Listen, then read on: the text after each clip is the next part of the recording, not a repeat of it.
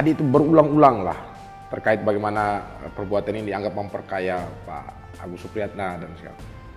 Pertanyaannya, apakah ada satu fakta persidangan yang menunjukkan bahwa beliau itu benar-benar diperkaya dengan 17 miliar itu, Pak? Tidak ada sama sekali? Tidak ada toh. Siapa yang bisa menunjukkan uang itu sampai ke beliau atau beliau menerima lalu kemudian hartanya bertambah dan menjadi kaya misalnya? Apakah tidak ini terkesan pembunuhan karakter yang dilakukan oleh jaksa? Kalau saya lihat bukan cuma sekedar pembunuhan karakter, Pak, tapi pembunuhan karakter yang sangat kalau bisa dibilang. Saya tidak ada maksud lain selain untuk mengingatkan kita semua bahwa kebenaran itu jangan disimpangi. Kekuasaan itu ada batasnya. Karena itu kembalikanlah marwah KPK sebagaimana KPK yang dulu, yang bisa membentengi kejahatan-kejahatan di negara kita. Saya bukan benci KPK. Bentuk kritik ini bentuk kecintaan kita kepada KPK. Jangan dimaknai saya tendensius, jangan dimaknai saya benci. Justru saya tidak ada tempat menyuarakan. Saya harus tegas mengatakan, sesuai dengan fakta persidangan, sesuai yang sudah saya ikuti dalam 5 tahun terakhir, saya yakin dengan apa yang saya katakan itu benar. Berdasarkan undang-undang yang ada, benar. Berdasarkan apa yang sudah dipraktikkan.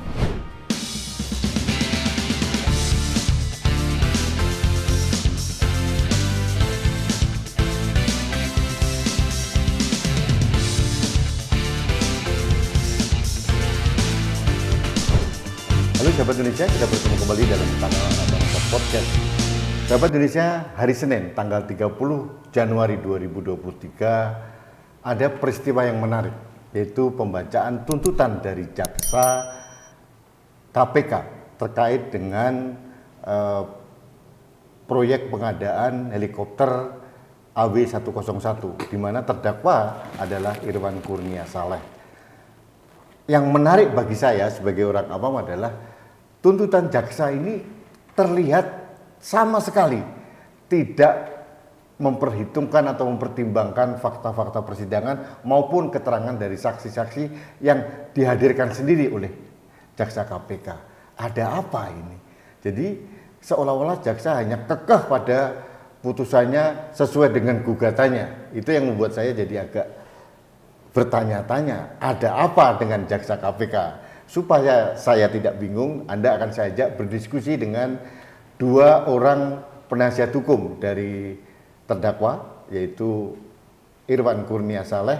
Yang pertama Pak Paroji, ini beliau pengacara yang tadi mendengarkan tuntutan jaksa. Dan yang kedua adalah Bapak Iskandar Daeng Prati. Siap, Pak. Terima kasih. Jadi Pak Alek Ribu. Oke, selamat datang di Kanal Anak Bangsa Podcast. Siap. Pak Paroji, Pak Alek, saya panggilnya Pak Alek. Pak Paroji, saya ada sesuatu yang agak membuat saya bertanya-tanya dan aneh bagi saya. Saya mencermati apa yang disampaikan oleh jaksa KPK dalam tuntutannya itu. Dia menuntut Irwan Kurnia Saleh dengan 15 tahun penjara dengan denda sekian ratus juta gitu ya. Tapi saya melihat kok tidak ada sama sekali dari KPK mempertimbangkan keterangan saksi-saksi, karena saya mengikuti dari awal ini. Apa yang terjadi dalam persidangan ini, Pak Paroji? Baik, ya, terima kasih. Saya diberi kesempatan untuk menjelaskan ya. Tentu kalau kita bicara tuntutan, idealnya adalah berbasis kepada fakta persidangan. Fakta persidangan itu apa sebenarnya yang diuji? Di antaranya itu 5 alat bukti yang sudah disediakan oleh KUHAP. Ya, mulai dari keterangan saksi, keterangan ahli, ya, kemudian bukti surat, ya, petunjuk dan keterangan terdakwa. Jadi saya ingin menyambung tadi apa yang disampaikan. Setelah kami mendengarkan analisis yuridis, ya, artinya ada pendapat yang didasarkan kepada fakta persidangan yang menjadi dasar menyatakan orang bersalah. Dasar menyatakan bersalah, kemudian dia berwenang menuntut. Nah, saya jawab pertanyaan sekarang. Sebenarnya apa yang terungkap di persidangan? Saya ingin katakan pertama, ini soal persidangan dulu ya. Ada seorang saksi bernama Angga Munggaran, ya, tidak pernah diperiksa di persidangan. Karena jaksa berulang kali mengupayakan menghadirkan dia tidak pernah hadir di persidangan. Kemudian di sidang, jaksa pernah meminta kepada majelis untuk dibacakan. Kita kemudian keberatan waktu itu, kenapa Angga Munggaran tidak disumpah dalam BAP-nya. Karena itu majelis bilang, saudara kan tahu sendiri akibatnya kalau tidak disumpah. Artinya apa? Walaupun dibacakan secara hukum tidak bernilai. Tapi faktanya, keterangan Angga Munggaran di copy paste dan dijadikan dasar seolah-olah ada fakta persidangan, ya, ada hal-hal yang diketahui oleh Angga Munggaran terkait dengan proses pengadaan barang dan jasa ini. Itu satu. Jadi ada keterangan orang yang nggak pernah diperiksa dijadikan dasar, ya, fakta persidangan. Menurut saya itu sebuah kekeliruan yang nyata. Menurut saya itu melampaui batas, menurut saya itu zalim. Ya, saya memasang niat nih ya, tidak ingin membenci siapapun, tapi saya ingin mengatakan kebenaran itu harus saya sampaikan dalam perspektif hukum, bukan perspektif subjektif saya. Itu pertama mengenai fakta persidangan, ada saksi yang tidak bisa dimasukkan. Yang kedua, ada saksi yang mencabut BAP-nya. Pencabutan BAP itu sah, diatur oleh undang-undang. Silahkan hakim kemudian menilai apakah itu dapat dimanai, ada nilai hukum atau tidak. Artinya dibenarkan atau tidak, tentu ada ketentuan ataupun pertimbangan. Itu ranahnya hakim. Tapi kemudian oleh jaksa KPK dikatakan pencabutan itu sudah dianulir. Artinya terkonfirmasi oleh ada pemeriksaan perbalisan.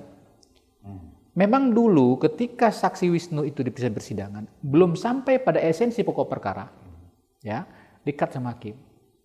Hakim bilang, kami bersikap, kalau begini keterangannya dicabut, ya, kita tunggu saja, kita panggil saksi perbalisan.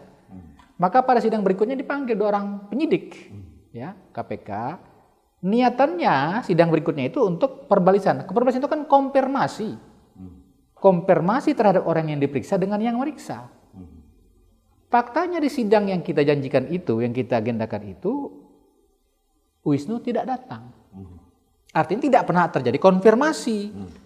Jadi sekedar bertanya, karena kosong gak ada agenda sidang, sudah kata majelis kita periksa saja ini. Maka kami sudah mencatat dan minta dicatat oleh panitia waktu itu. Izin yang mulia, esensi perbalisan mengkonfirmasi, ya, penerapan hukum dalam konteks formil. Apakah ada tekanan itu fisikah dia, psikologiskah dia, sehingga membuat orang berubah keterangannya di sidang. Itu tidak terjadi. Tidak terjadi.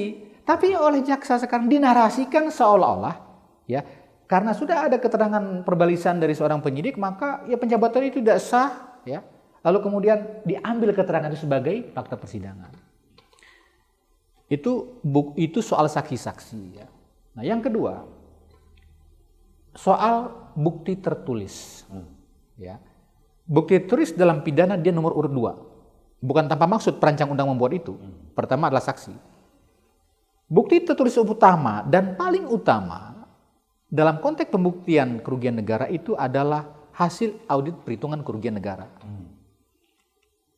Di persidangan, laporan hasil perhitungan kerugian negara yang dibuat sendiri oleh KPK itu, satu, tidak pernah ada dalam berkas perkara. Ya. Ini namanya penyelundupan bukti namanya. Tidak ada dalam berkas perkara, ya. Kalau begitu, apa yang diperiksa di persidangan terkait dengan bukti tertulis dihubungkan dengan alat bukti utama untuk menuduh orang melakukan kegiatan merugikan kerugian negara itu tidak ada. Lalu dalam tuntutan diuraikan seakan-akan rapi, runut, sedemikian rupa. Padahal bukti itu tidak pernah diperiksa di persidangan. Pak Rudi, kita ironis ya, miris gitu ya. KPK itu bekerja bukan untuk kepentingan siapapun, kecuali untuk kepentingan negara. Karena itu, kalau hal yang demikian teknis dipraktikkan sedemikian, Pak, saya selaku praktisi, jujur saya, kecewa besar saya. Dan mengkritik nih apa sebenarnya yang terjadi sama mereka. Kenapa? Ini terkait dengan profesionalisme seseorang. Ya, sampai berani bukti perkara pidana tidak ada dalam berkas. Bukti pidana itu merupakan dokumen negara yang harus ditunjukkan kepada orang yang diduga kejahatan. Karena esensi persidangan pidana itu negara melawan terduga penjahat. Kita nggak boleh zalim dalam memeriksa orang. Mestinya harus ada. Jadi yang pertama saya mau nyatakan itu tidak ada. Ini fakta persidangan dulu ya. Nah karena itu ketika kita mendengar kemudian ada juga ahli. Ahli dikomentari juga sama mereka. Mestinya pengalaman kami praktek. Ahlinya siapa itu waktu itu? Ada ahli yang kita ajukan, ahli Dr. Muzakir. Oke. Ahli kerugian negara Pak Sudirman. Ya. Ahli administrasi negara dan keuangan negara itu Pak Dian Simatupang. Oke, apa yang dikatakan oleh 3 ahli tadi? Waktu persidangan. Jadi dalam uraian tertentu dalam tuntutan itu disebut oleh mereka. Mereka berpendapat menanggapi, menolak gitu ya keterangan ahli itu. Nah, artinya ahlinya pertama kali apa yang disampaikan oleh Pak ahli? Pak Mudakir misalkan atau? Saya begini, Pak Muzakir mengatakan bahwa KPK itu tidak berwenang dalam melakukan penghitungan audit keuangan negara. Jadi KPK ini melakukan audit sendiri? Audit sendiri. Tidak dari auditor negara? Kenapa bisa begitu KPK? Ya ini. Saya mau katakan dengan tegas kepada publik ya. Mari kita cermati KPK ini. Kenapa? Dasar kewenangan lembaga negara ataupun ASN bekerja itu kan undang-undang, Pak. Maka kalau kita merujuk siapa yang berwenang menghitung, menyatakan ada kerugian negara. Di Undang-Undang Dasar 1945 khusus sudah disebut BPK. Auditor negara resmi. Auditor negara resmi. Yang kedua, boleh sebagai pengawas dia BPKP. Boleh inspektorat, tapi ingat dua lembaga ini tidak boleh menghitung. Lalu ada perkembangan di tahun 2013 ya, putusan di nomor 31 di putusan MK mengatakan boleh ada ahli lain, ahli audit kerugian negara yang secara independen dia boleh menghitung. Ini yang dijelaskan ya oleh Pak Sudirman. Tapi bukan yang dipraktekkan oleh KPK sekarang ini. Yang dipraktekkan apa?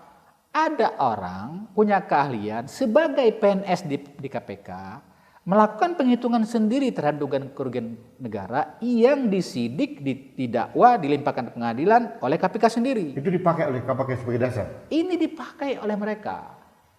Makanya saya katakan tadi, dari prosesnya sudah tidak benar, karena tidak ada sandaran landasan hukumnya, produknya pun tidak dilampirkan di persidangan. Mana hitungan kerugian negara itu? Nah, jadi kita bicara tuntutan berarti bicara basis apa dasar dia menuntut seseorang yang menurut mereka bersalah. Pembuktian persidangan itu, Pak, dia harus bernilai publik. Artinya apa? Siapapun orang yang punya keahlian hukum melihat fakta persidangan itu, kita harus meyakini punya perspektif yang sama. Kenapa? Alat ujinya sama, yang diuji juga itu juga. Artinya apa? Secara umum, siapapun yang menonton persidangan ini, Pak Rudi aja bisa menilai sekarang. Saya orang awam. Itu saya maksud. Iya. Orang awam pun menonton persidangan itu dapat mengambil sebuah kesimpulan. Kita sebagai orang hukum tidak semata-mata melihat apa yang dipertontonkan di persidangan. Alat bukti diperoleh secara sah atau tidak. Kalau sah baru bisa digunakan untuk dipertimbangkan nanti oleh majelis hakim. Nah jadi melihat fakta persidangan demikian, maka saya ingin mengatakan tuntutan ini menurut saya menggambarkan betapa mereka tidak menghiraukan lagi soal hak azazi daripada terdakwa, mereka tidak menghiraukan lagi soal fakta-fakta dasar hukum yang kita gunakan. Misal tadi ya ada saksi yang tidak hadir, tidak disumpah, dipakai juga sebagai narasi. Nah itu dalam konteks fakta persidangan. Ya. Jadi kita sangat protes keras karena itu ya. Nah karena itu Pak Rudi, saya mau sampaikan tuntutannya pun nggak seperti pada lazimnya. Yang nggak lazim di mananya? Nah, tuntutannya ini 15 tahun. 15 tahun. 15 tahun. Oke. Katanya lazimnya berapa? Nah, gitu kan. Kalau lazimnya ya 8 tahun, 7 tahun gitu kan. Tuntutan. Ya, Oke. tuntutan ini kan. Apa makna yang saya tangkap dari tuntutan tinggi? Kalaulah tuntutan tinggi didasarkan pada persidangan, saya juga nggak boleh tidak objektif. Oke. Tapi kalau tuntutan tinggi, ya dasarnya fakta persidangannya ya dibuat apa namanya sesuai selera, bukan berdasarkan fakta persidangan, maka saya patut menduga kuat. Memang targetnya bukan ingin menghukum Irfan. Artinya bukan menargetkan bahwa ini nanti akan diputus hakim sesuai dengan tuntutan mereka atau tidak. Tapi ingin menampilkan bahwa mereka punya kekuasaan, mereka bisa menuntut seberapapun juga tanpa melihat apa sebenarnya fakta persidangan terjadi. Oke. Yang lain Pak, ini penting juga. Yang kedua, coba bayangkan ya, ada disclaimer mengatakan total loss, kerugian negara. Tanyalah kepada semua ahli, kalau orang menyatakan total loss artinya apa? Barangnya nggak ada, barangnya rusak, barangnya tidak digunakan. Padahal barangnya ada. Oke. Barangnya ada ini ya. Sudah diserahkan toh? Sudah diserahkan, tapi bukan itu mau saya katakan. Dalam analisis fakta persidangan mereka katakan ini total loss sudah. Tapi lihat di rekuisitornya. Requisitor itu apa? Kalau di perdata atau petitum, hal-hal yang dimintakan kepada hakim untuk diputuskan. Oke, apa itu? Ternyata mereka tidak katakan total loss lagi. Berarti tidak konsisten jasa KPK. Itu yang mau saya katakan. Oke. Kenapa? Mestinya kalau dia katakan total loss, maka kerugian negara yang diminta pun bukan 177 miliar, 738 miliar. Harusnya ya. Iya dong. Bukan 177 ya. Jadi antara narasi fakta persidangan dengan hal yang diminta menurut saya kontraproduktif. Berbeda. Oke. Pak Foroji, saya pindah sebentar ke Pak Ya. Alek ini. Pak Alek, saya lihat tadi saya membacakan bahwa seolah-olah si terdakwa si Irfan ini melakukan tindak pidana korupsi ini bersama-sama. Gitu. Disebutkan nama-nama yang menurut saya tidak lazim karena ini kan bukan persidangan koneksitas gitu ya. Betul. Ini persidangan sipil dengan satu terdakwa gitu. Mengapa KPK melakukan hal itu? Oke, terima kasih Pak ya. Kita berangkat dari apa tadi yang disampaikan oleh jaksa tadi. Dasar mereka yang disebutkan pasal 42 kalau misalnya Undang-Undang KPK. Artinya di sana, kalau saya tidak salah nanti saya cross check lagi, tapi kalau di sana muatan materi yang disampaikan itu KPK berwenang mengkoordinir, kemudian berkoordinasi terhadap penanganan perkara yang mana ada juga unsur pihak lain seperti TNI dan segala macam. Artinya dasar itu sebenarnya bisa sama-sama kita uji. Sama-sama kita uji bahwa aturannya jelas. Tadi kalau menurut dalam KUHP itu jelas. Untuk perkara yang kemudian sifatnya koneksitas tadi bahwa ada dugaan tindak pidana yang kemudian juga ada dugaannya dilakukan oleh militer misalnya. Itu diatur bagaimana tata caranya. Dan hal itu sebenarnya juga sudah disampaikan oleh ahli pada saat itu dalam fakta persidangan Pak Muzakir, saya kalau tidak salah. Beliau juga menyampaikan bahwa koneksitas itu kemudian menjadi sesuatu yang penting karena memang diatur. KPK, kewenangan yang disampaikan itu sudah pernah dia challenge juga kepada Pak Muzakir pada saat itu. Dan Pak Muzakir bilang, terkait dengan hal itu, kalian hanya bisa mengkoordinir. Mengkoordinir itu berarti bukan sendiri di split kayak begitu caranya. Tetapi bersama-sama. Bersama-sama di bawah bingkai koneksitas. Artinya kalau di bawah bingkai koneksitas, berarti kan ya ada aturannya lebih khusus. Bagaimana dia bekerja sama dengan auditor dan segala macam dalam hal menuntut dan segala macam. Tapi yang dalam perkara ini yang menarik begini Pak ya. Kalau kita baca tadi atau mendengar apa yang disampaikan sama jaksa tadi, bahwa ini kaitannya dengan dalneming, artinya penyertaan tindak pidana. Dianggap terdakwa itu tidak sendiri, tetapi ada peran-peran yang dimainkan oleh beberapa orang peserta, yang kemudian itu semua terakumulasi jadi satu peristiwa pidana, di mana masing-masing mendukung peristiwa itu. Aneh dan ini aneh sekali yang kemudian kita temukan dalam persidangan ini adalah orang-orang yang disebutkan mempunyai peran tadi, misalnya Pak SB, kemudian Pak Marsikal, Pak Agus misalnya, dianggap bersama-sama dengan saudara terdakwa, saudara Irfan. Tetapi orang-orang itu, jaksa tadi gagal menghadirkan. Kemudian dalam bahasa mereka ada upaya penghambatan menghalangi kebenaran atau apa. Tapi kan kalau mau bicara, itu kan kewajiban mereka untuk menghadirkan saksi. Mereka nggak mampu menghadirkan. Faktanya seperti itu, Pak. Oke. Tidak mampu menghadirkan. Oke, tunggu dulu. Apakah pada saat saksi-saksi yang hadir dari pihak TNI itu, apakah ada menyebutkan keterlibatan 2 orang tadi? Saksi-saksi yang dihadirkan kalau kita mau bicara Yang hadir jujur, ya? Pak. Yang hadir ya, Pak ya. Yang hadir kalau kita jujur, kita mau menilai secara jujur, tidak ada satupun saksi yang kemudian menyatakan keterlibatan, khususnya kepada Pak Marsikal Pak Agus misalnya. Tidak ada keterlibatan sama sekali. Tidak ada keterlibatan, bahkan orang yang disebutkan di dalam tuntutan tadi dianggap sebagai satu fakta. Makanya saya tadi juga agak miris ya, kemudian sedih juga, bahwa kok ini langit keadilan kayaknya beruntuh begini gitu loh Pak ya. Karena tidak jujur Pak. Tidak jujurnya begini Pak. Bahkan mereka membuat satu seolah-olah ada fakta bahwa Pak Agus itu memerintahkan Wisnu untuk kemudian membuat rekening deposito atas nama orang lain, atas nama Dewi Lia Saro. Sementara fakta persidangannya Pak, itu yang namanya orang BRI-nya Bu Ratna, Pak Bayu, Pak Wisnu, semua sudah diperiksa. Dan itu Ratna, Pak Wisnu pada saat itu menyampaikan bahwa ini karena si Bu Ratna punya target, dia selaku orang yang kemudian mencari dana di marketing lah di BRI. Kemudian dia mau mencari dana karena ada target yang harus dia capai, dan dia mengaku itu, Ratna mengaku itu dengan adanya target itu. Kemudian Pak Wisnu menyimpan sana. Jadi tidak ada fakta persidangan yang kemudian menyatakan adanya perintah, adanya intervensi. Tapi kok tadi disebutkan itu seolah-olah ada. Makanya saya, wah ini seperti apa? Fakta dari mana ini? Dasarnya apa? Ini yang aneh ini. Aneh, Pak. Dari fakta persidangan, keterangan saksi tidak menyebutkan sama sekali.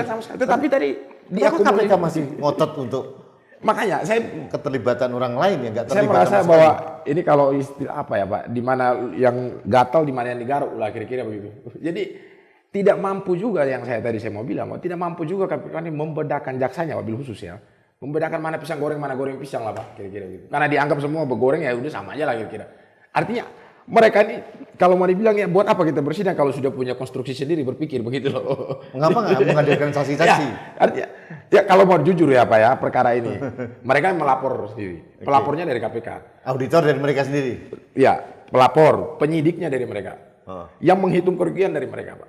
Kemudian yang menuntut dari mereka ya tinggal yang putus dari mereka, selesai lah Pak barang ini kan begitu ya. Ngapain lagi dibawa persidangan kan begitu. Iya. Tapi yang tidak jujurnya itu yang tadi Pak. Yang kedua yang tadi saya agak ini, bahwa yang selalu diulang-ulang bahasanya tadi dalam tuntutan, bahwa seolah-olah ada kesepakatan antara terdakwa dengan Pak Agus dalam kapasitas beliau pada saat itu. Padahal dalam keterangan saksi atau fakta persidangan tidak ada sama sekali. Tidak sama sekali Pak. Jangankan itu disebutkan, disinggung pun tidak.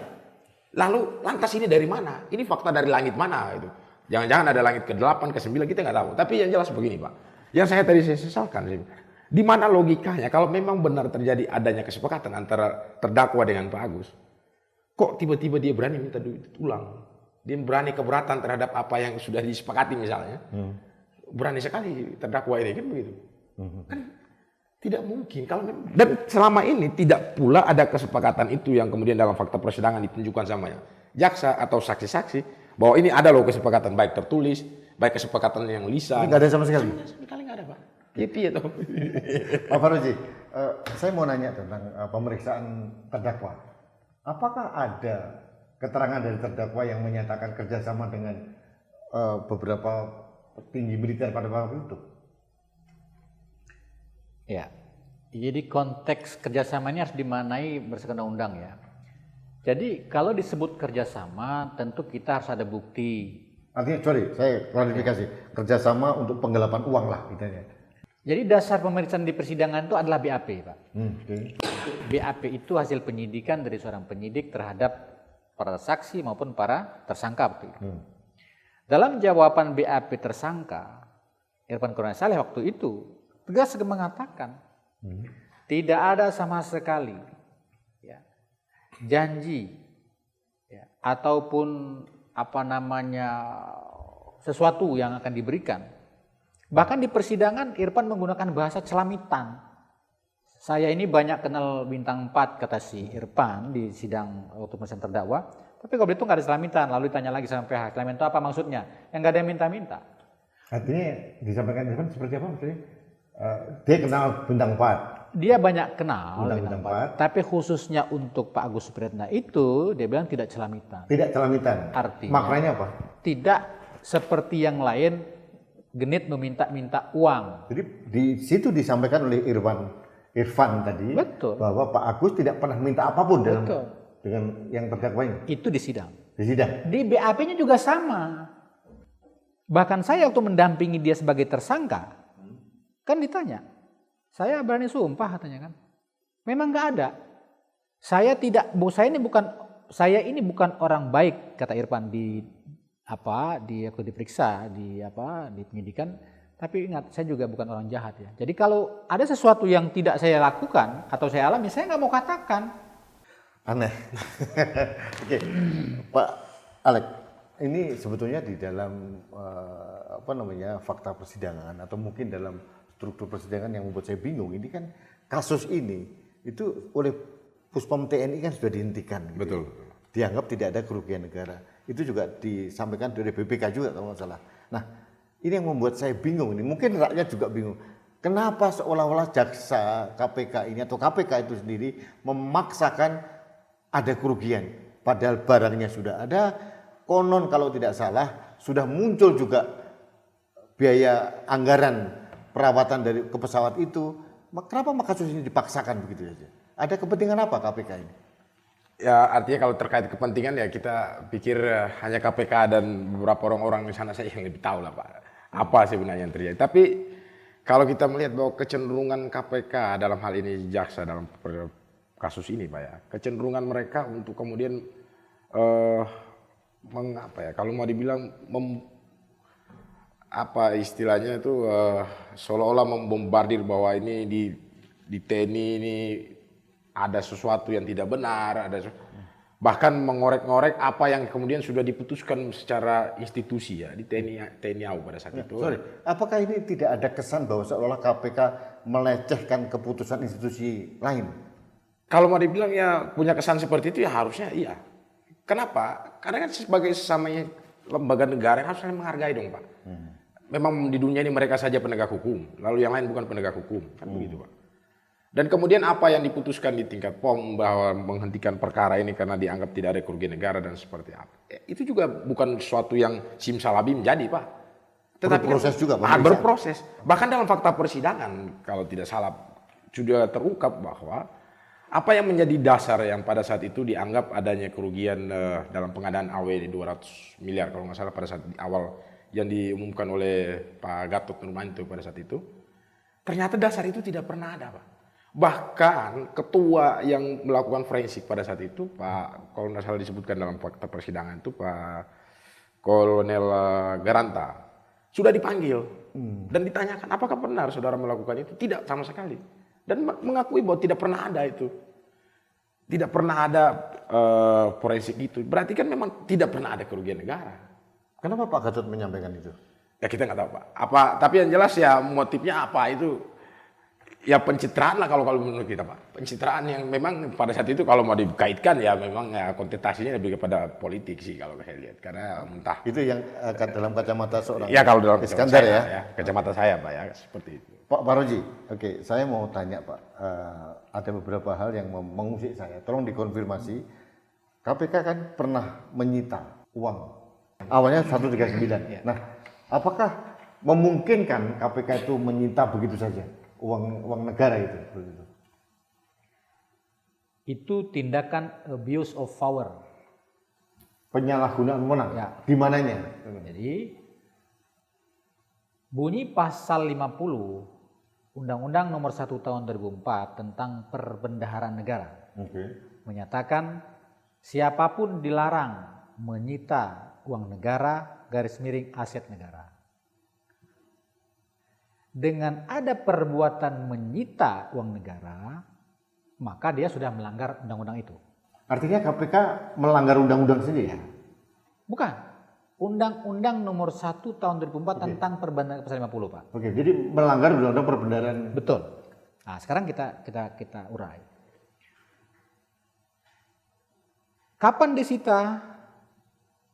23 Mei 2017 Jumlahnya pada waktu 139 miliar. Ya. Nah, ini yang harus dilihat oleh para pengambil kebijakan ya, oleh stakeholder terkait ya. Posisi uang negara pada akhir Desember 2016 sudah berpindah ke rekening lintas tahun namanya. Rekening escrow account, orang sering menyebutnya begitu. Escrow account. Escrow account. Yaitu uang negara yang sudah dikeluarkan dari kas negara, dipindahkan ke rekening swasta, dibuat secara bersama-sama oleh pemegang kas. Penguasaan atas fisik, buku tabungan, ATM, itu oleh Pekas. Otorisasi penggunaan juga atau pembayaran juga oleh Pekas. Nah, artinya saya mau katakan, ini uang negara dalam kas negara dipindahkan ke rekening swasta itu, pertanyaan begini, itu boleh atau tidak? Dasar hukumnya apa? Itu yang ditanyakan. Berdasarkan Peraturan Panglima TNI nomor 23 tahun 2013. Ya. Junto ada peraturan kesepakatan bersama ya, ada kesepakatan bersama antara Kemhan dengan Kementerian Keuangan juga, nomor 53. Memang ada sebuah kelaziman pengadaan alutsista itu kan melewati tahun anggaran.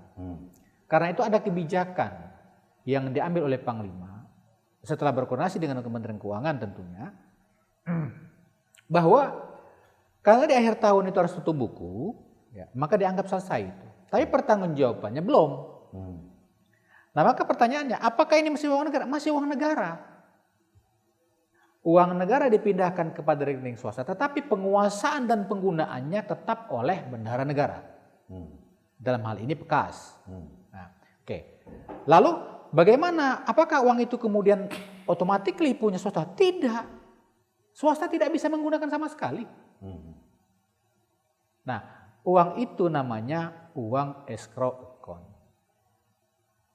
Pertanyaannya sekarang, itu rinciannya atau peruntukan untuk apa?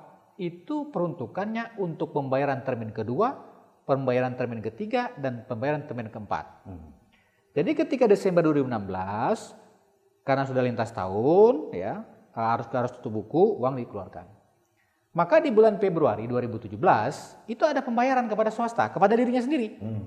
Itu masih menggunakan sistem ya dan uji kelayakan bayar sebagaimana lazimnya.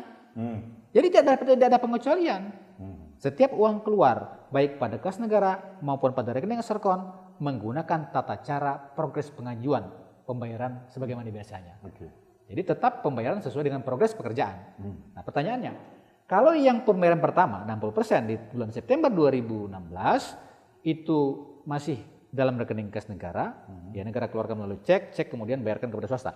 Kalau di sini tidak Pak, dia sudah transfer dari rekening swasta, ya, tapi pengertian rekening swasta rekening bersama loh Pak, kepada rekening PT DJM. Tapi ingat, siapa yang memindahkan uang ini? Bukan swasta. Ada bendahara tadi. Bendahara tadi, Wisnu namanya. Saya mau katakan, di sini ada pembayaran, di sini ada pembayaran. Nah, barulah sisanya, kan yang pertama kali masuk itu 284 miliar, Pak. Lalu termin kedua itu sekitar 145 miliar, sisanya 139 miliar. Posisi pada bulan lebih kurang Mei ya, Mei 2017. Karena pada waktu itu tanggal 26 Mei kan pengumuman tersangka oleh Gatot Nurmantio di KPK. Nah, tanggal 23 Mei itu dilakukan pemblokiran. Pemblokiran dulu pertama. Diblokir. Blokir dulu. Oke. Nah, maka kita cari. Bolehkah diblokir? Boleh. Karena blokir ya tidak membuat status beralih. Cuman nggak bisa digunakan saja kan. Tapi kalau disita, apalagi dipindahkan ke rekening KPK itu beralih. Ini dipindahkan. Nah, itu saya ulangi Pak, biar masyarakat tahu. Tanggal 23 Mei 2017 uang 139 yang merupakan uang negara yang dipisahkan itu atau rekening escrow itu diblokir. Kemudian di bulan Agustus tahun 2022, 5 tahun kemudian, ya, atau 4 bulan setelah Irfan Kurniawan ditahan. Irfan ditahan kan 24 Mei 2022. Agustus 2022 Pak, uang itu yang semula diblokir, diajukan pembukaan blokir tanggal 12 Agustus kepada Bank BNI, tanggal 22 Agustus 2022 kemudian disita. Ada berita acara penyitaan yang Pak kita temukan dalam berkas perkara. Dipindahkan Dipindahkan ke rekening KPK. ke rekening KPK. Nah sekarang, berapa jumlahnya? Semula 139 Pak sudah menjadi 153 miliar. Karena ada bunga-bunga segala macam. Ya, karena ada bunga segala macam kan. Nah, uang itu sekarang uang negara kemudian dipindahkan atau disita oleh KPK. Pertanyaan saya begini, Pak. Apakah masih dipraktekkan kebiasaan pelaksanaan proyek lintas tahun? Itu pertanyaan saya besar saya. Dan saya sudah konfirmasi itu masih dipraktekkan, Pak. Oke. Dan ada dasarnya itu. Kenapa? Ada dasarnya, Pak. Artinya begini dasarnya. yang saya mau katakan. Kalau itu masih dipraktekkan, kemudian ini dipermasalahkan. Artinya begini, Pak. Bisa jadi KPK menganggap ini sudah uang swasta. Maksud saya, ini benar-benar menzalimi seorang swasta kalau begini caranya. Bagaimana dengan keadaan proyek-proyek yang lain yang juga menggunakan rekening escrow account? Kalau dia berpikir itu adalah uang swasta, dia semua harus tegakkan itu hukum. Orang-orang rekening escrow account itu harus dia tegakkan semua. Pak, mohon maaf. Tadi kan Bapak bilang katanya tindakan KPK memblokir kemudian menyita dan memindahkan uang itu ke rekening KPK itu kan melanggar undang-undang perbendaharaan negara. Oke. Pertanyaan saya, harusnya perbankan tahu kan undang-undang itu ada. Ya. Kenapa perbankannya si bank itu sendiri mengizinkan KPK melakukan itu? Kan dia melanggar juga bank itu sendiri dong. Ya, pertanyaan itu sudah saya tanyakan di sidang. Jadi ketika pemeriksaan terdakwa saya tanya ke Irfan Kurniawan saya, kenapa ada bukti yang saya temukan? Ternyata dasar penyitaan itu juga di backup oleh surat kuasa. Kalau saya tanya kepada Irfan, kamu bikin surat kuasa apa dasarnya? Kenapa? Dia nggak berhak bikin surat kuasa sendirian. Harus ada dengan pemegang kas kan? Ya. Oke. Artinya memang ada tekanan, ada siasat Tekanan kepada terdakwa. kepada terdakwa Oleh siapa? oleh penyidik, Oke. ya, untuk membuat surat kuasa sebagai dasar seolah-olah itulah dasar mereka menyita. Oke. Yang seharusnya apa? Karena kewenangan nggak perlu mereka ada surat kuasa. Oke. Pak Farozi, Pak Alek, ya, ini sesuatu yang agak aneh ya. Tadi kita bicara teknis yang sudah pernah kita bahas juga berkali-kali. Tapi yang saya ingin fokuskan pada tuntutan dari jaksa ini yang sama sekali tidak mengindahkan keterangan dari saksi-saksi maupun dari fakta persidangan. Nah, ini yang terjadi kalau model begini ini, bagaimana kita rakyat harus menyikapi menurut saya akrobat hukum yang terjadi ini, Pak Alek? Oke, jadi apa sebetulnya yang bisa diharapkan rakyat terhadap proses hukum yang model begini, Pak? Artinya kita kembali lagi, Pak, ya, bahwa dalam suatu proses penegakan hukum itu kan berharap bahwa akan ada satu keadilan yang seadil-adilnya, kira-kira begitu. Ya. Makanya ketika para saksi misalnya disumpah pun memberikan keterangan yang sebenar-benar tidak lain daripada apa yang sebenar-benarnya. Maksudnya apa? Bahwa ya kami selaku penasihat hukum, kita sama-sama harus jujur, Pak. Kalau saya mengatakan bahwa kita sama-sama harus jujur menilai apa sih sebenarnya yang terungkap dalam fakta persidangan. Tapi yang terjadi kalau saat ini kita mau melihat bahwa ketidakjujuran itu dinampakkan sekali dari pihak jaksa tadi dengan dia membuat suatu penuntutan yang menurut saya tidak beranjak pada fakta persidangan yang sebenarnya. Katakanlah begini, Pak. Tadi itu berulang-ulang lah terkait bagaimana perbuatan ini dianggap memperkaya Pak Agus Supriyatna dan segala. Pertanyaannya, apakah ada satu fakta persidangan yang menunjukkan bahwa beliau itu benar-benar diperkaya dengan 17 miliar itu, Pak? Tidak ada sama sekali? Tidak ada, toh. Siapa yang bisa menunjukkan uang itu sampai ke beliau atau beliau menerima lalu kemudian hartanya bertambah dan menjadi kaya misalnya? Apakah tidak ini terkesan pembunuhan karakter yang dilakukan oleh jaksa? Kalau saya lihat bukan cuma sekedar pembunuhan karakter, Pak, tapi pembunuhan karakter yang sangat kalau bisa dibilang, Pak. Karena begini, Pak. Beliau ini dalam, kita bicara konteksnya khususnya, karena Pak Agus ini disebutkan baik dalam dakwaan maupun dalam tuntutan, nama beliau ini kayak rasa ini semacam pengulangannya secara ini dianggap biar terdengar di kuping masyarakat luas sana bahwa seolah-olah beliau benar-benar diperkaya, beliau benar-benar punya andil dalam persoalan tindak pidana. Tapi yang terjadi kan tidak seperti itu, Pak. Begini, Pak. Fakta persidangan, saya kembali lagi berangkat dari fakta persidangan. Bahwa beliau ini kalau mau dibilang, kalau Ipan ini dianggap secara bersama-sama misalnya, dengan Pak SB dan lain pada saat itu mereka dari POM diproses juga. Pak Agus di POM saksi wong enggak, Pak. Apalagi terdakwa pun tidak. Jadi tidak ada apa kalau dibilang fate yang kemudian bisa dijadikan sandaran secara bersama-sama tadi. Kemudian dalam fakta persidangan yang terjadi di persidangan yang saat ini terjadi, bahwa beliau tidak juga kemudian mampu dihadirkan oleh jaksa pada saat itu. Dan jaksa pun ketika dikasih kesempatan, kalau memang benar ya Pak ya, kita bicara kalau memang benar beliau itu punya peran, kalau katakanlah beliau itu punya andil, punya segala macam dalam konteks ini, kan beliau sudah pernah diperiksa sama KPK Pak. Beliau punya berita acara. Nah berita acara pemeriksaan itu BAP itu pada saat dikasih kesempatan oleh majelis bahwa mana saksi-saksi mana mau dibacakan, BAP beliau tidak dibacakan Pak. Tapi sementara yang kita tahu dalam Pak, tuntutan disebutkan. Nah, sementara Pak, izin. Yang kita tahu selama ini KPK menggembar-gemborkan di luar sana lewat humasnya kalau tidak salah Pak Fikri, kalau nggak salah Pak Ali Fikri itu bahwa keterangan beliau selama ini dianggap mangkir begini-begini karena keterangan beliau itu dianggap penting dalam persidangan begini. Lalu kemudian apa yang beliau sampaikan dalam berita acara pun tidak dibacakan oleh itu berdasarkan keinginan sendiri dari KPK loh Pak. Artinya keinginan dari jaksa sendiri berarti kan secara sederhana kita bisa melihat bahwa jaksa menganggap bahwa ini tidak penting karena dia memilih mana yang dianggap dibacakan mana yang tidak. Yang dianggap dibacakan justru yang tidak disumpah tadi yang disampaikan oleh Bang Roji tadi, yaitu Angga Mungaran tadi. Itu yang dianggap tetap ngotot lagi bahwa harus dianggap dibacakan. Kan aneh Pak. Kalau memang benar penting atau memang benar ada sesuatu yang ditemukan di sana kenapa tidak dibacakan? Demikian juga dengan Pak SB Pak. Iya, sama Pak SB sama ya. Sama Pak. Oke, Pak Farji, keterangan dari Pak Alex tadi. Ini kan seolah-olah,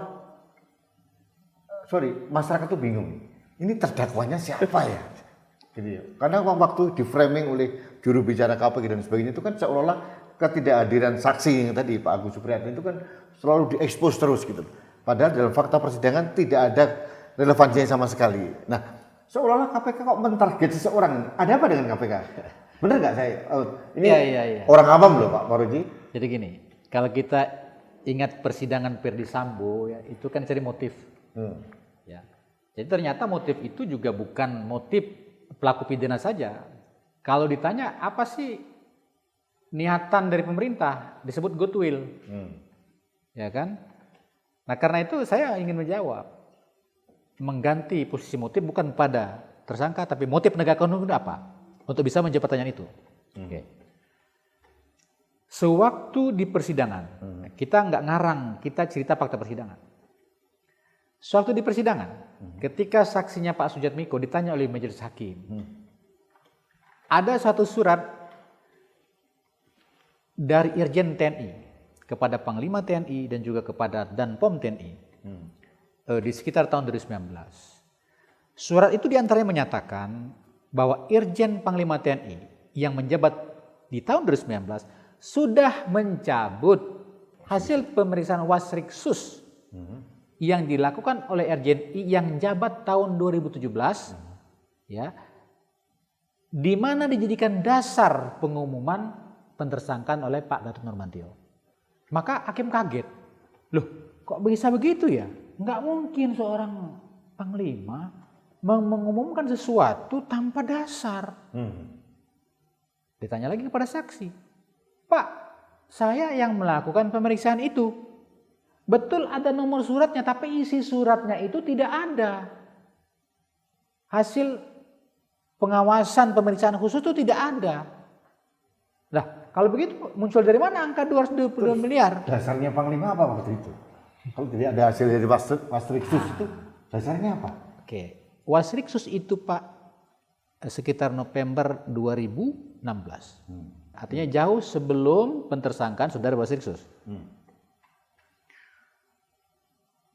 Tapi kemudian ya, pertanyaannya, pejabat selanjutnya Pak menemukan, sama dengan Mas ditanya, dasar Pak Gatot ini apa yang ngomongin tersangka orang? Dan ternyata ini nggak ada suratnya.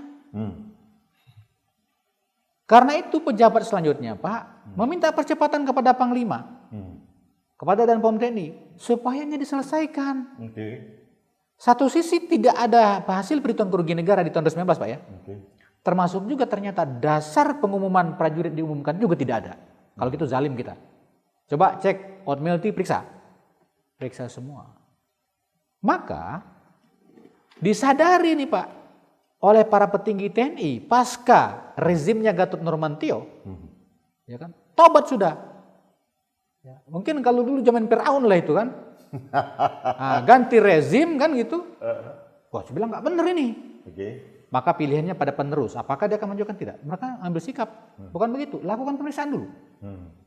Maka Pak di tahun 2019 akhir itu diperiksa ulang. Pak Supriyo Basuki diperiksa ulang. Pak Agus juga diperiksa oleh penyidik POM TNI. Lalu kemudian ya clear karena tidak ada kerugian negara, ya barangnya ada serah terima secara SS dan selanjutnya itu, ya maka dihentikan penyidikannya. Oke, artinya apa Pak? TNI udah sadar Pak. Petinggi pejabat TNI selanjutnya ini pasca Pak Gatot udah sadar ini nggak benar, dasarnya nggak benar gitu. Tuduhan itu berarti asumsi, bukan berbasis bukti permulaan. Anehnya, ini aneh. Kenapa kok KPK terus ngotot gitu? Itu pertanyaan publik Pak. Sudah jelas yang mulai keinginan penegakan hukum kan Pak Panglima di persidangan. Saksi yang mengatakan, dasar Panglima menyatakan itu tidak ada. Tidak ada. Oke. Pindah ke sini Pak. Nah, saya mau katakan begini. Kesalahan yang sudah diluruskan oleh pejabat selanjutnya oleh pemerintah masih dilanjutkan oleh KPK. Jadi diabaikan itu? Diabaikan. Oke. KPK terus melanjutkan penyidikan. Di mana puncaknya? Di tanggal 24 Mei 2022, Irfan Kurniawan ditahan. Yang mana sudah 5 tahun Pak, dia sebagai tersangka. Dan tindakan penyidikan terhadap dia Pak sudah dilakukan. Sudah ada pemblokiran rekening dia, aset-aset dia yang tidak ada hubungannya dengan kegiatan ini juga sehingga dia secara ekonomi, persis waktu itu dia hampir bangkrut. Nah, di mana sekarang Pak? KPK kemudian menabrak undang-undang lagi. Tadi saya katakan dia menabrak Undang-Undang Nomor 1 Tahun 2004 tentang perbandingan pasal 50. Karena ini sudah dihentikan penyidikannya, diketahui sadar, ini motifnya Pak Gatot yang punya mainan. Motifnya Pak Gatot yang punya mainan. Jadi KPK merupakan proksinya Pak Gatot gitu? Anda mau bilang begitu? Saya mau bebas ngomong Pak. Yang saya rasakan, ya. Yang saya lihat tidak ada data buktinya, karena hukum itu hanya mengenai tuduhan berdasarkan bukti Pak. Ya.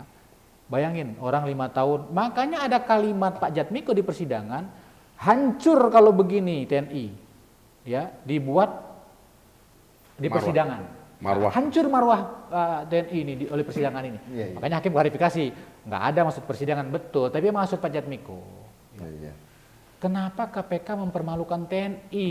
Ya, ini yang paling penting Pak menurut saya adalah keputusan dari institusi TNI melalui Puspom TNI tidak dihiraukan sama sekali oleh KPK. Ya. Nah, saya menunjukkan. Tadi motif sudah terjawab ya. Pertanyaannya, apakah berwenang KPK kemudian melanjutkan penegakan hukum terhadap tersangka swasta sendirian tanpa ada unsur penegak hukumnya? Atau penyelenggara negaranya.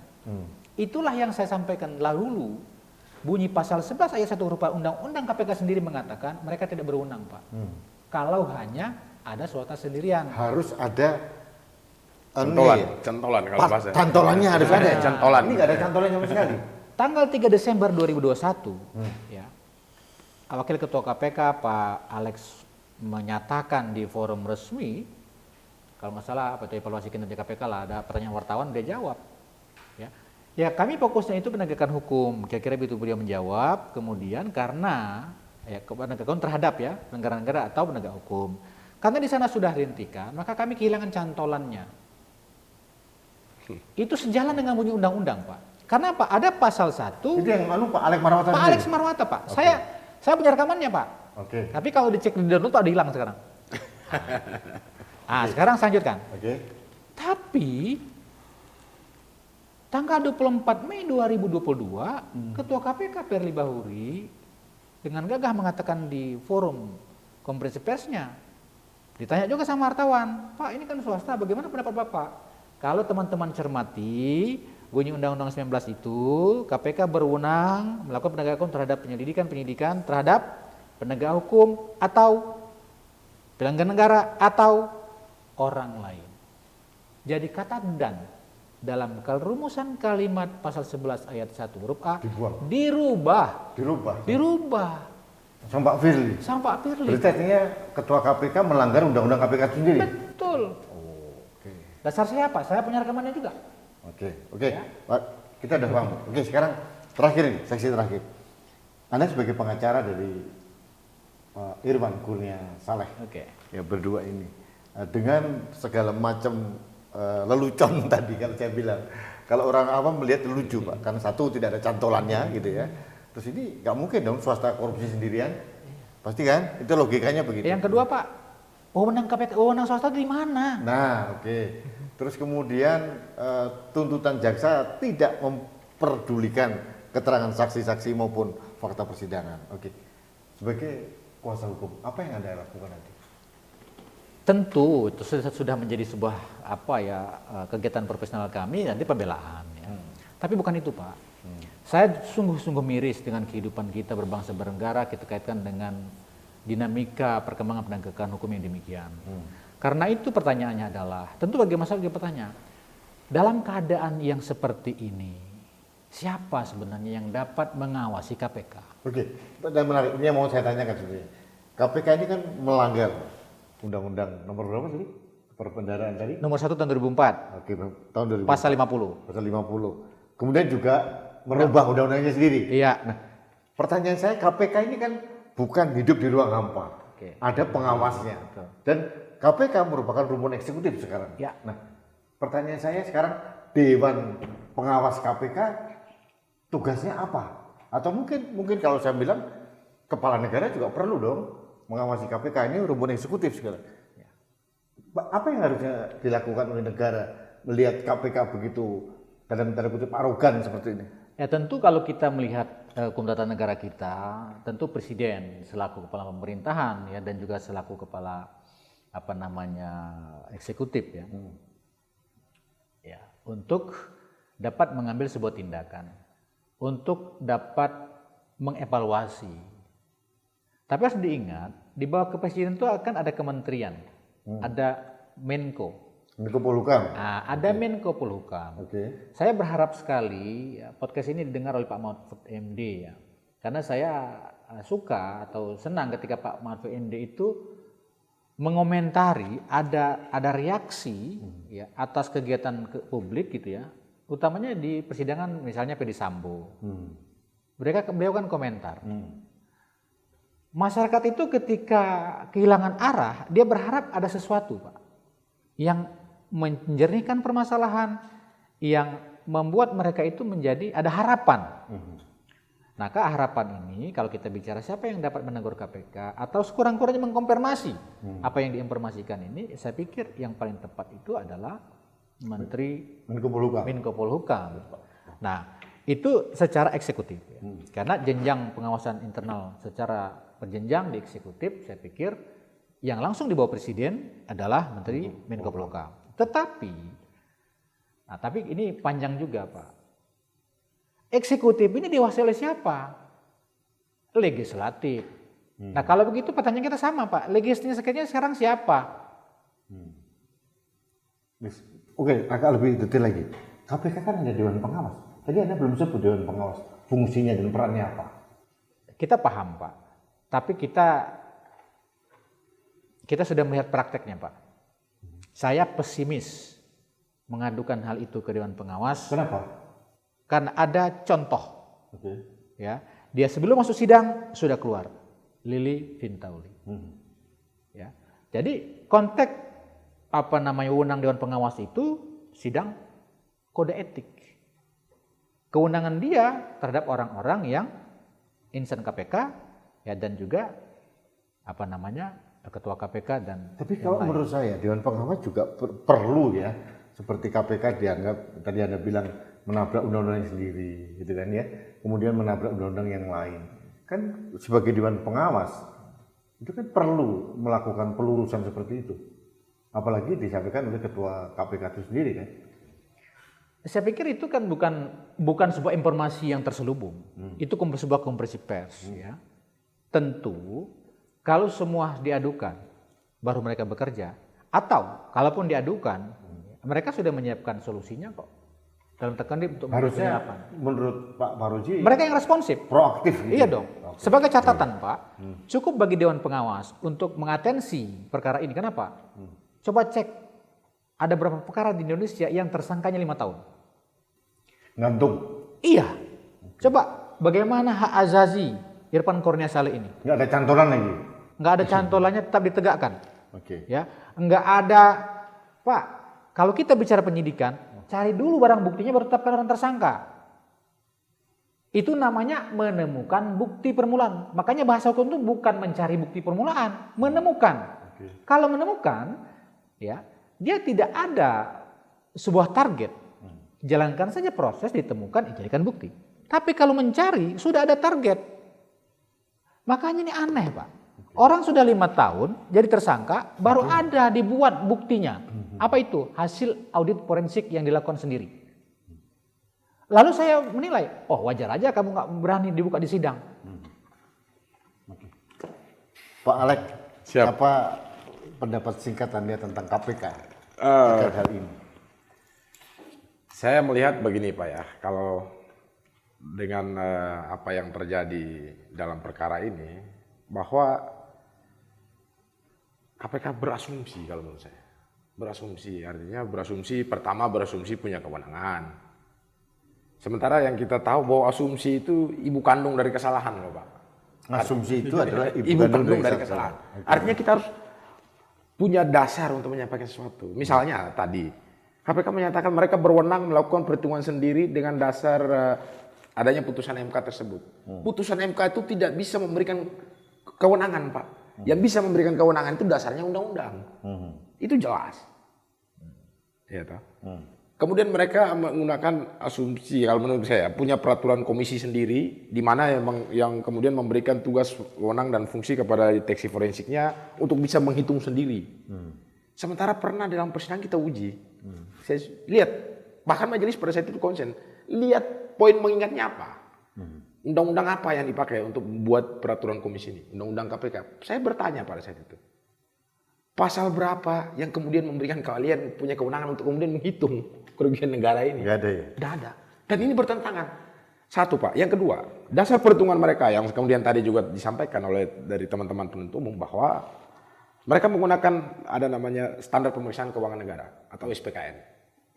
Di mana juga tadi disebutkan rujukannya kepada peraturan BPK tentang standar penggunaan SPKN tadi. Dalam suatu persidangan pada saat ahli dari KPK yang ahli detensi forensik itu yang menghitung itu Pak, pernah kami tanyakan begini. Saudara bekerja di KPK? Iya bekerja. Sebagai apa? PNS. Sebagai PNS loh Pak di KPK. Saudara saya tanya, saudara menggunakan SPKN ini, pertanyaan kami pada saat itu. Kan SPKN ini sudah diatur khusus dalam peraturan BPK itu. Bahwa SPKN itu secara limitatif dalam pasal 5 diatur. Berlaku untuk satu, auditor BPK, atau kedua, auditor yang ditunjuk oleh BPK, atau akuntan publik yang bekerja sesuai undang-undang. Jadi ASN yang di ini nggak termasuk? Tidak ada Pak. Bahkan saya tanya, kan saudara masuk yang mana? Saya bilang. Oke, terus? Kualifikasi saudara? Kami akuntan publik katanya. Apa? Akuntan publik. Lah akuntan publik kok jadi pegawai negeri sipil di situ lagi. Ya itu hal-hal yang menurut saya tadi contoh-contoh bahwa ya itu ya merasa mempunyai kewenangan dengan asumsi sendiri itu loh Pak. Yang tadi saya sampaikan. Jadi harapan saya Pak, harapan ini ya namanya selaku juga insan justisia lah kalau kita mau bicara Pak. Harapan kami tidak lain ya bahwa kalaupun adanya penegakan ini ke depan, penegak hukum baik dari KPK, ya kalau bisa ditegakkan sesuai dengan aturan lah. Jangan kemudian berasumsi yang punya kewenangan, punya segala macam. Yang nyata-nyata itu justru kemudian melukai kepastian hukum, melukai keadilan, dan begitu Pak. Kan kepastian ini Menjolimi terdakwa juga. ya, Dan menjolimi orang lain juga. Ya, kira-kira begitu Pak. Yang tersisa apa? Kan yang tersisa nama baik orang-orang yang kemudian sudah dipublis selama ini mau apa? Mereka mau kemana kemudian mengadu barang ini Pak? Kan begitu Pak ya. Jadi ya semoga tidak ada yang lebih puitis Pak. Selain kita bicara bagaimana penegakan hukum yang benar lah di negeri ini begitu Pak ya. Thank you Pak Alek. Ini Siap. closing statement terakhir, closing statement Pak Fauzi apa Pak? KPK telah dengan sengaja sadar telah melakukan penegakan hukum secara sewenang-wenang dan menabrak beberapa undang-undang dalam perkara helikopter AW101. Oleh karena itu, saya tidak ada maksud lain selain untuk mengingatkan kita semua bahwa kebenaran itu jangan disimpangi. Kekuasaan itu ada batasnya, karena itu kembalikanlah marwah KPK sebagaimana KPK yang dulu, yang bisa membentengi kejahatan-kejahatan di negara kita. Saya bukan benci KPK. Bentuk kritik ini bentuk kecintaan kita kepada KPK. Jangan dimaknai saya tendensius, jangan dimaknai saya benci. Justru saya tidak ada tempat menyuarakan. DPR sekarang saya tidak tahu. Ya, karena itu saya harus tegas mengatakan, sesuai dengan fakta persidangan, sesuai yang sudah saya ikuti dalam 5 tahun terakhir, saya yakin dengan apa yang saya katakan itu benar. Berdasarkan undang-undang yang ada, benar. Berdasarkan apa yang sudah dipraktekkan. Karena itu harapan saya, perbaikilah KPK sebelum azab Allah turun untuk Anda. Mantap. Ini kalau Ustadz jadi pengacara. Terima kasih Pak Fauzi, Pak Iskandar, saya Prati, terima kasih sudah hadir dalam kanal Al-Azhar Podcast. Mudah-mudahan ini diskusi kita ini menjadi pencerahan buat masyarakat dalam menyikapi, karena itu banyak yang bingung Pak. Betul, kok Pak. bisa terjadi? Ini tersangkanya siapa, yang disebut siapa gitu ya. Terus kemudian ini fakta persidangan begini, gugatannya begini, tuntutannya kok tetap ngotot gitu. Nah, ini hal-hal yang perlu diluruskan, tadi Bapak sudah sampaikan, Pak Fauzi sudah. Dan sahabat Indonesia, ini menarik sekali. Ini pembelajaran buat kita sebagai orang awam, terutama saya karena bukan orang hukum. Ada fenomena-fenomena hukum yang harus kita kritisi sebagai anak bangsa. Karena apa? Kita itu rakyatnya adalah pemegang kedaulatan tertinggi. Betul. Kita mempunyai hak untuk mengkritisi apapun, termasuk mengkritisi masalah hukum. Nah, terkait pada kasus tuduhan korupsi di pembelian helikopter AW101 dengan terdakwa Irwan Kurnia Saleh, ini banyak keanehan yang terjadi, yang disampaikan oleh dari pengacara bahwa KPK seolah semenang-menang. Bahkan KPK pun dengan arogan menabrak berbagai ketentuan, bahkan undang-undang KPK sendiri dan undang-undang yang lain ditabrak. Nah, ini penting untuk disampaikan supaya negara, dalam hal ini adalah Menko Polhukam sebagai tangan kanan presiden dalam penegakan hukum, juga harus memberikan komentar yang baik. Karena apa? Di undang-undang KPK yang terbaru, KPK ini masuk rumpun eksekutif. Jadi artinya pihak eksekutif dalam presiden dan Menko Polhukam harus turun tangan untuk menjernihkan agar KPK tidak sewenang-wenang, KPK tidak seenak sendiri, dan KPK tetap kembali sebagai KPK yang kita inginkan dalam hal penegakan korupsi di negeri ini. Ini penting. Dan satu lagi disclaimer yang ingin saya sampaikan, bahwa diskusi ini semata-mata karena kami semua mencintai KPK.